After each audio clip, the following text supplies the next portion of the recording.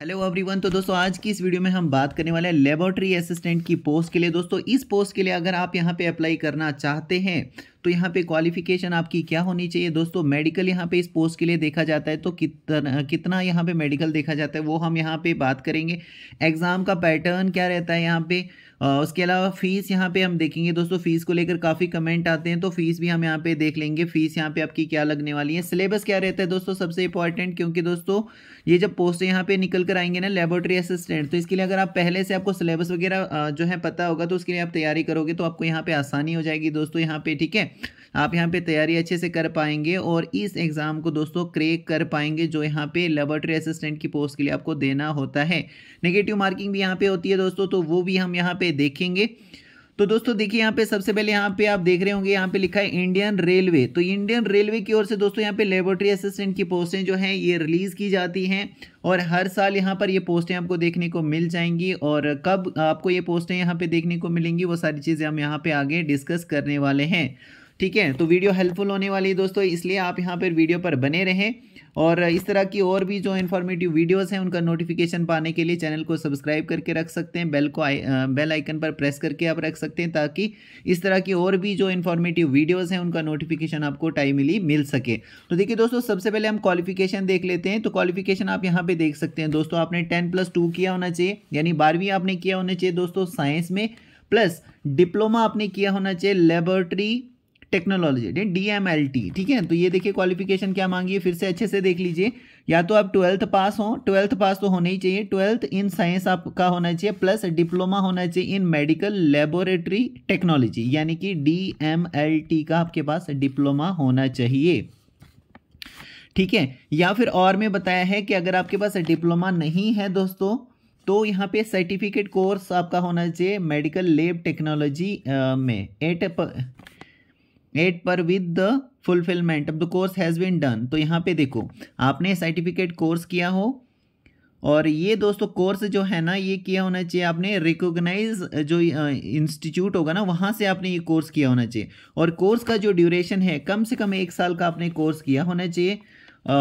During the course the candidate should have done the training on full time basis. तो full time basis पर आपने ये training यहाँ पे की होनी चाहिए, जहाँ से भी आपने कोर्स किया हो वहाँ पर आपने फुल टाइम की ट्रेनिंग की हो।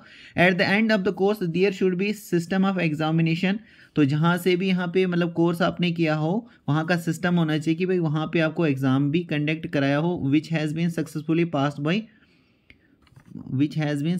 Passed by the candidate. और जो कैंडिडेट की ओर से यहाँ पे मतलब आपने जो कोर्स किया है तो यहाँ पे आप पास होने चाहिए। एक एग्जामिनेशन सिस्टम होना चाहिए, जैसे होता है ना पेपर लेते हैं, जैसे आप कोर्स करते हो तो वहाँ पे कोर्स करने के बाद क्या होता है आपका एग्ज़ाम लिया जाता है। एग्ज़ाम में फिर जो पास होते हैं कैंडिडेट या फिर जो फेल हो जाते हैं उनको दोबारा से देना होता है। तो यहाँ पे वो सारी चीज़ें होनी चाहिए, ये वाला सिस्टम होना चाहिए कि भाई जहाँ से भी आपने ट्रेनिंग की हो वहाँ पर एक सिस्टम होना चाहिए कि भाई वहाँ पे पेपर कंडक्ट कराए जा रहे हैं, पेपर में लास्ट पर फिर आपको जो है आपने पास किया हो वहाँ पे एग्जामिनेशन, इस तरीके का सिस्टम होना चाहिए।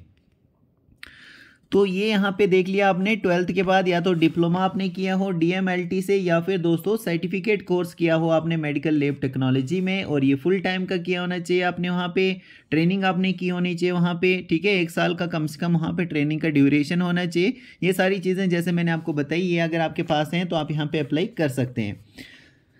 थोड़ा सा आगे स्क्रॉल करें तो यहाँ पे देखो दोस्तों, अगर आप ये वाली पोस्ट लेना चाहते हैं ना तो ये लेबोरेटरी असिस्टेंट जो यहाँ पे हमने पोस्ट देख ली दोस्तों लेबोरेटरी असिस्टेंट, तो ये वाली पोस्ट अगर आप लेना चाहते हैं तो यहाँ पे देखो, यहाँ पे रेलवे में अगर आप ये पोस्ट लेना चाहते हो तो यहाँ पे आपको एग्ज़ाम देना होता है। एग्ज़ाम के लिए दोस्तों सिलेबस इंपॉर्टेंट है, तो सिलेबस आप यहाँ पे देख सकते हो कि क्या सिलेबस आपको तैयार करना होता है यहाँ पे, ताकि दोस्तों आप यहाँ पे अगर अच्छे से इस सिलेबस को कवर कर पाओगे तो आपको आसानी हो जाएगी एग्ज़ाम को क्रैक करने में।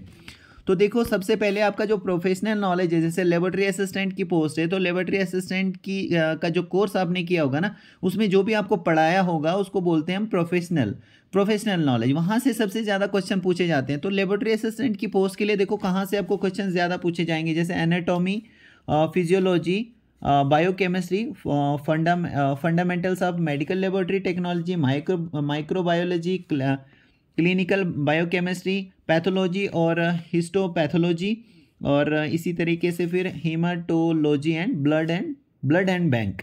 तो ये कुछ यहाँ पे सिलेबस है जिसमें से सबसे ज़्यादा आपके क्वेश्चंस यहाँ से पूछे जाएंगे। कितने? 70 क्वेश्चन आपको पूछे जाएंगे, मतलब 100 क्वेश्चंस होंगे, 100 मार्क्स के रहेंगे। और 70 कहाँ से पूछे जाएंगे? ये जो यहाँ पे आपने देखा ये वाला पार्ट जो है ना, यहाँ से आपको ज़्यादा क्वेश्चन होंगे, 70 क्वेश्चन होंगे। फिर बाकी जो 30 क्वेश्चन होंगे जो 30 मार्क्स के रहेंगे वो यहाँ पे पूछा जाएगा जनरल अर्थमेटिक्स से, जनरल इंटेलिजेंस और रीजनिंग से, जनरल अवेयरनेस से और जनरल साइंस से। ठीक है, यहाँ से कम पूछा जाएगा, 30 ही क्वेश्चन पूछे जाएंगे। लेकिन ये भी आपको तैयार करना है दोस्तों, ये भी आपको छोड़ना नहीं है, क्योंकि आपको पता ही दोस्तों general arithmetic, reasoning, intelligence, general awareness, ये तो आपको हर एक लगभग सभी एग्जाम में देखने को मिल जाता है। तो इस सिलेबस पे भी आपने ध्यान रखना है। और यहाँ से भी 30 क्वेश्चंस का आपको पूछा जाएगा। बाकी जो आपने पढ़ाई की होगी, जैसे आपने देखा यहाँ पे anatomy, physiology, biochemistry, fundamental of medical laboratory technology, microbiology, clinical biochemistry, तो ये कुछ यहाँ पे ऊपर आप टॉपिक्स देख रहे हैं। यहाँ से आपको 70 मार्क्स का पूछा जाएगा, 70 क्वेश्चन पूछे जाएंगे और बाकी जो 30 क्वेश्चन हैं वो यहाँ से कवर किए जाएंगे। और जो यहाँ पे जनरल साइंस है ना, इसमें आपको जो 10th स्टैंडर्ड का CBSE सिलेबस रहता है वो आपको तैयार करना है। फिजिक्स, केमिस्ट्री और life science up to 10th standard CBSE syllabus आपको तैयार करना है जनरल साइंस में। यहाँ से आपको क्वेश्चंस पूछे जाएंगे। आई होप दोस्तों यहाँ तक आपको क्लियर हो रहा होगा। मैं इसलिए यहाँ पे ज़्यादा फोकस कर रहा हूँ दोस्तों अच्छे से आपको समझाने की, ताकि आपका कोई भी डाउट क्रिएट ना हो। एक बार आप वीडियो देख लोगे फिर किसी भी तरह का आपको यहाँ पे जो डाउट्स है वो यहाँ पे नहीं होने वाला है। तो नेक्स्ट आप यहाँ पे देखो, एग्जामिनेशन फीस को लेकर यहाँ पे कमेंट आता है। तो देखो दोस्तों, जो भी कैंडिडेट यहाँ पे SC में आते हैं, ST में आते हैं, एक्स सर्विस मैन आते हैं, PWD में आते हैं, फीमेल्स हैं, जो ट्रांसजेंडर्स हैं, और इसके अलावा माइनॉरिटीज़ या फिर इकोनॉमिकली बैकवर्ड क्लासेस से जो आते हैं दोस्तों, उन सभी कैंडिडेट्स को यहाँ पे 250 रुपये की फ़ीस है जो ऑनलाइन पे करनी होती है। ऑनलाइन मोड से आपको ये फ़ीस पे करनी होती है और उसके बाद फिर ये फ़ीस आपको वापस मिल जाएगी जैसे आप यहाँ पे कंप्यूटर बेस्ड टेस्ट देने के लिए जाओगे। यानी जैसे ही यहाँ पे मतलब जो कंप्यूटर बेस्ड एग्ज़ाम होता है ना, जैसे आप वहाँ पे देने के लिए जाओगे, जब भी डेट उसकी आएगी तो आप एग्ज़ाम देने जाओगे, उसके बाद आपको पैसा वापस मिल जाएगा। जिस भी अकाउंट से आपने पैसा कटाया होगा 250 रुपये, उसी अकाउंट में भी आप मंगा सकते हो, या फिर किसी अदर अकाउंट में अगर ये रिफंड पैसा मंगाना चाहते हैं तो वो भी आप ऐड कर सकते हो ऑनलाइन मोड से, उसमें आपका पैसा ये वापस मिल जाएगा। और बाकी जो ये जो कैटेगरीज यहाँ पे मेंशन की गई हैं, इन कैटेगरीज के से अदर्स जो कैंडिडेट्स आते हैं तो उन सभी कैंडिडेट को 500 रुपये की फ़ीस लगेगी।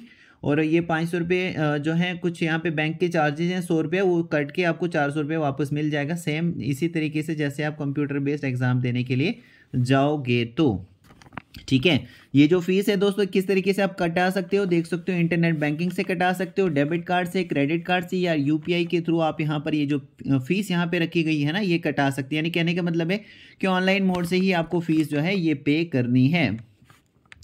दोस्तों ये जो यहाँ पे लेबोरेटरी असिस्टेंट की पोस्ट है, इसके लिए यहाँ पे जो एज है ना दोस्तों, वो मिनिमम यहाँ पे देखी जाती है 18 साल और ज़्यादा से ज़्यादा देखी जाती है 33 साल।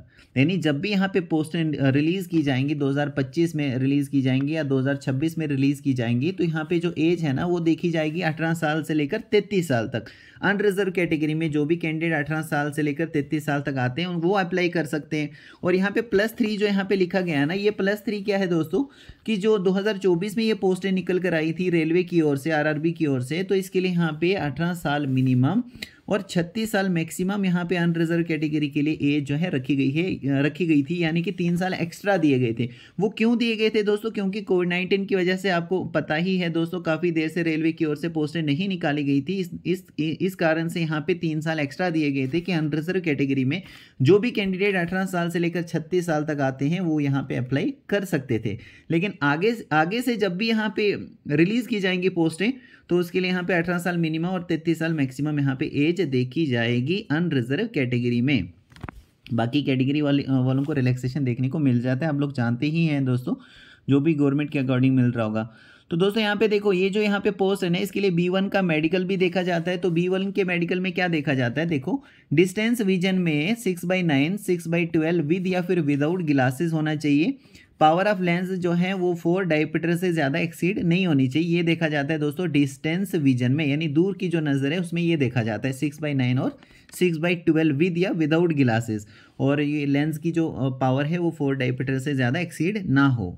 और नियर विजन में क्या देखा जाता है, नियर विजन में देखा जाता है SN 0.6 विद या फिर विदाउट ग्लासेस, जब रीडिंग या फिर क्लोज जो है वो वर्क की यहाँ पे रिक्वायर्ड रहता है, उस टाइम पर ये देखा जाता है। और यहाँ पे आपको जो है टेस्ट भी पास करना है और ये ज़रूरी पास करना है, देख सकते हो, and must pass test for colour vision का यहाँ पे आपको टेस्ट जो है वो पास करना है। बाइनोकुलर विजन, नाइट विजन और मेसोपिक विजन जो है ये आपको मस्ट जो दोस्तों टेस्ट हैं ये आपको पास करने ही करने हैं। ठीक है, तो ये हो गया दोस्तों मेडिकल स्टैंडर्ड में, B1 के मेडिकल स्टैंडर्ड में ये देखा जाता है, तो ये आप यहाँ पे देख लेना अच्छे से। उसके बाद दोस्तों अगर हम बात करें इन पोस्टों की कि कब ये पोस्टें जो है रिलीज़ की जाएंगी, तो दोस्तों ये जो पोस्टें हैं ना रेलवे की ओर से हर साल आपको देखने को मिल जाएंगी। और इसका नोटिफिकेशन कब रिलीज़ किया जाएगा, जुलाई से लेकर सितंबर के महीने में कभी भी आपको ये जो पोस्टें हैं ना इनका नोटिफिकेशन आपको देखने को मिल सकता है। तो सिलेबस मैंने आपको बता दिया है, आप तैयारी करके रख सकते हो। क्वालिफिकेशन वगैरह आपने देख ही ली, क्या क्वालिफिकेशन यहाँ पे रिक्वायर्ड रहती है, और एज यहाँ पे लिमिट भी आपने देख ली। तो अगर आपकी क्वालिफिकेशन यहाँ पर है, फिट बैठती है दोस्तों, तो आप यहाँ पर ये जो पोस्टें हैं इसके लिए तैयारी कर सकते हैं। अगर आप रेलवे में जाना चाहते हो, रेलवे में अगर आप लेबोरेटरी असिस्टेंट की पोस्ट लेना चाहते हो दोस्तों, तो ये सारी चीज़ें मैंने आपके सामने बता दी हैं। फिर भी दोस्तों अगर आपको कोई डाउट रहता है आप मुझे कमेंट के ज़रिए पूछ सकते हैं, या फिर किसी भी पोस्ट के बारे में आप जानकारी चाहते हैं तो वो भी मुझे आप कमेंट के ज़रिए पूछ सकते हैं। दोस्तों आप सबका बहुत बहुत थैंक यू।